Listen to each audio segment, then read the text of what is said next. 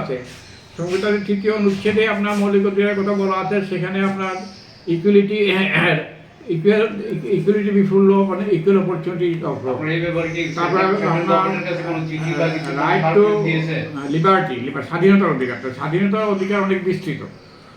Right two liberty যেটা আছে, স্বাধীনতার অধিকার অনেক বিস্তৃত। আপনারা যে আজকে সরকার সংক্ষেপে বলুন আমার কথাটা, আমার সিম্পল প্রশ্ন। সংবিধানের অধিকার নিয়ে আপনি বললেন কথাটা যে আলোচনা হবে, আজকে কি সংবিধানের অধিকার কি সুরক্ষিত?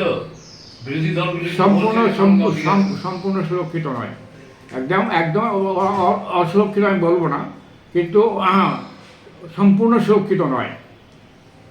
কারণ হচ্ছে আজকে ধরুন আজকে যে সমস্ত প্রকল্প, সরকার উন্নয়নমূলক প্রকল্প আছে, সেই উন্নয়নগুলোকে আমরা সমর্থন করি, কিন্তু এই উন্নয়নমূলক যে আমরা এই সম্পর্কে কোনো কিছু দেইনি।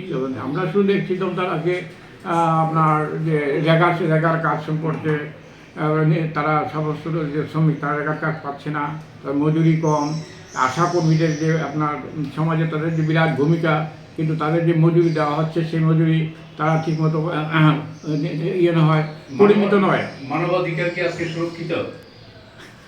এইগুলো তো মানবাধিকারের মধ্যেও পড়ে, যেমন রাইট টু ওয়ার্ক তো হিউম্যান রাইট। আপনি আরটিআই কি এখন করা যায়? অবশ্যই করা যায়, কিন্তু আপনি শুনলে অবাক হবে, ইনফরমেশন কি মানুষ পাচ্ছে? ইনফরমেশন পাচ্ছে, বিভিন্ন ডিপার্টমেন্টে ইনফরমেশন পাচ্ছে, কিন্তু অনেকগুলি আমি যদি আপনাকে স্পেসিফিক মানে এভিডেন্স দেখাই যে আরটিআই এর জন্য প্রেয়ার করেছে, হয় 3 মাস 6 মাস হয়ে গেছে, ইনফরমেশন পায় না, এবং বিশেষ করে ইনফরমেশন কমিশন ফ্লেক্সিবল করে রাখা হয়েছে।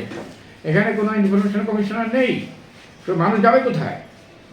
আজকে আপনার কয়েক বছর যাবৎ ইনফরমেশন কমিশনে আপনার ইনফরমেশন কমিশনার নেই, তো মানুষ যে অভিযোগ নিয়ে যে তাদের পাচ্ছে না, যে ইনফরমেশন পাচ্ছে না, সেই অভিযোগ নিয়ে কোথায় যাবে? সেই স্থানটা তো নেই।